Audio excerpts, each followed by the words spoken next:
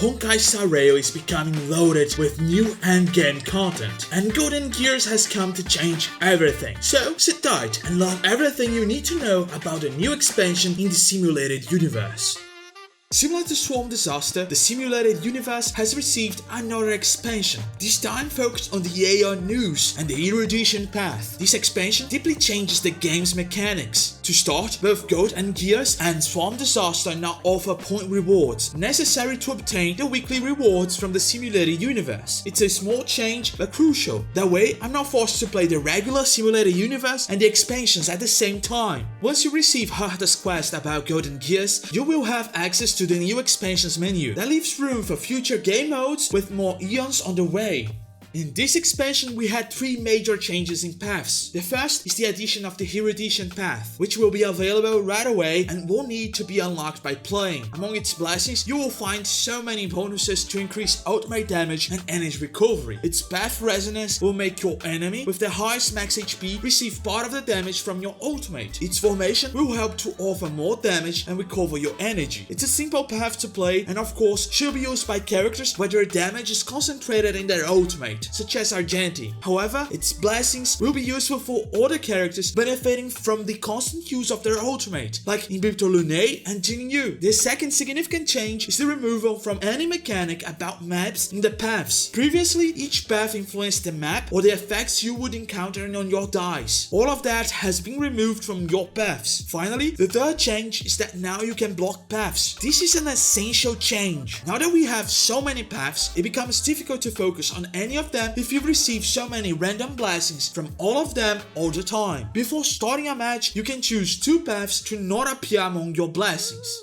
In your first experience with the new mode, you are introduced to dices. This mechanic is very similar to what we have in Swarm Disaster, where upon completing a domain, you can draw some effects from the dice. However, it is no longer tied to your path, but to the dice you choose. Each dice will have a number of blue, purple, and gold effects that you can assemble. Additionally, it will have an active and passive effect depending on the type of dice chosen. You'll find 4 family of dices, and each family will have 3 types. To unlock the dices inside a family, just play once with the main dice to unlock its variations. I recommend to play initially with the standard dice, since you will get better options in the future. The first family you will have access is Beacon, followed by Domain, Knowledge, and Heterogeneity. Among the Beacon family, you will have Trotter Extrapolation, which adds a Blessing Trotter and a Curio Trotter when entering a plane. For each Trotter defeated, you will obtain 80 Cosmic Fragments and a boost to your path. Volca Symbiosis, which will apply Knowledge to 2 random domains when entering a new plane. Knowledge is a marking on a domain that depends on the dice you're using. In the case of Volca Symbiosis, each domain that receives Knowledge will receive a Beacon, which is a change to the domain to increase its rewards. Additionally, when entering a domain with Knowledge, you'll receive a significant boost depending on your path. The last dice among this family is the Ultra Remote Beacon. Upon entering the planes, it adds a random beacon. Also, entering a domain affected by it makes you automatically receive a blessing and a path boost. In the domain family, you'll have Occurrence Extrapolation, which randomly adds a reward domain to each plane. Upon entering an occurrence, Occurrence Abnormal, and Reward, you will receive a blessing and a path boost. With Combat Extrapolation, you will receive 2 elite domains randomly, and upon defeating any elite domain, you will receive an additional blessing and a path boost. And the last dice is Pursuit, which expands the first and the last plane. It also allows you to move to any domain of the same type that you are at the moment. And if it is not adjacent, you will receive a huge path boost.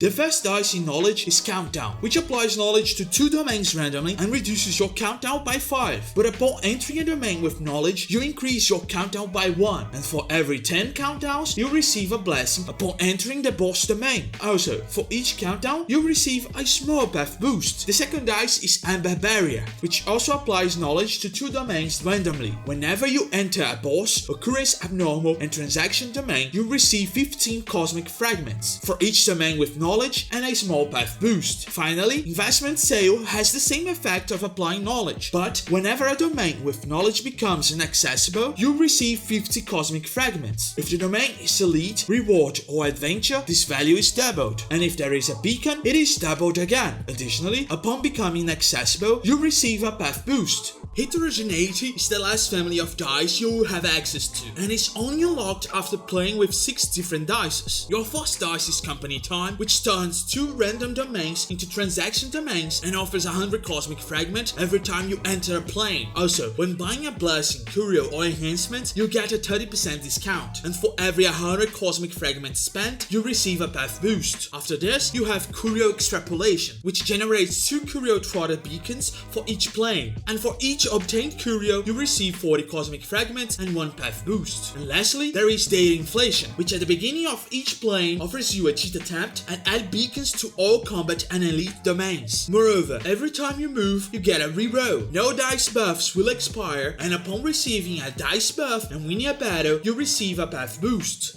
Cognition Value is the first completely new mechanic in Golden Gears. It is a value that starts at 0 at the beginning of each match and can vary from -40 to 40. Occurrences, emergencies, and special domains are the only way to change it. Alone, this value doesn't have much significance, but that is where secrets come in. Secrets are the commuting trail of Golden Gear, but in my opinion, extremely easier. They are part of the storyline of this expansion, which has 3 parts, one for each plane you will enter. Each secret will be presented at the beginning of each plane, showing a range of cognition value you need to have when defeating the boss of that plane. Each plane will require a different value, and you need to find out how to change that cognition value to reach the target you're seeking. At all times, the game will show you which values you have already unlocked, and which are still available to get a new secret. But why should you bother unlocking a secret? Because each of them will offer a dice face with a unique effect that you don't have access to yet, allowing for other builds and combinations that will make the game more interesting and often easier. In total, you will have access to 80 dice faces, so don't ignore the secrets.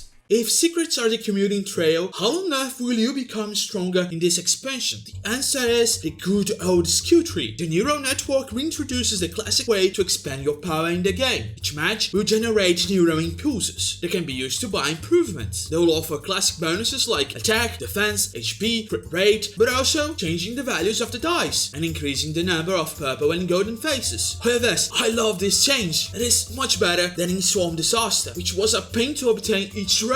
The map remains very similar to what you found in Swarm Disaster. However, there are some small changes, like Occurrence Swarm became Occurrence Abnormal, and you don't have Combat Abnormal anymore. Like the big changes are the addition of Intracognition, a new map tile, where you can profoundly change your cognition value from -20 to +20. Another change is the addition of 2 new beacons. Now, in addition to Trotter or Danger, you have Double and Select. Double makes you encounter an occurrence or reward twice. Select allows you to see the cover and title of an occurrence or reward and choose which one you want to encounter. The bosses also changes in this expansion. The first detail is that our dear young team now joins the roster of enemies you will encounter. Also, there is no predetermined final boss. You can choose whom to fight against, and each opponent will have a unique advantage and disadvantage. Another novelty is the enemy occurrence. This time, our final bosses can also use path resonances against us. However, they are weakened. If you found a new expansion too easy, don't worry, there is a way to adjust the difficulty. After winning against the 5th world, you will unlock the Conundrum Mode. Similar to roguelikes, you can increase the difficulty of that match to make it more challenging, ranging from Conundrum 1 to Conundrum 12, which will be inferno. It reminds me a lot of how Hades' hate system works. And if this was the inspiration, bravo Hoyoverse, bravo! In my opinion, this expansion is the best so far in the simulated universe. Although it's a bit easier than Swarm Disaster, it doesn't force you to play endlessly to unlock some improvements. Everything has become so much simpler and direct. The addition of dice has brought new ways to play that were quite interesting. Not to mention new occurrences, curios, and enemies that I didn't get to mention in the video. That's it. Don't forget to subscribe, or else Pompom will die. You wouldn't let him die, would you?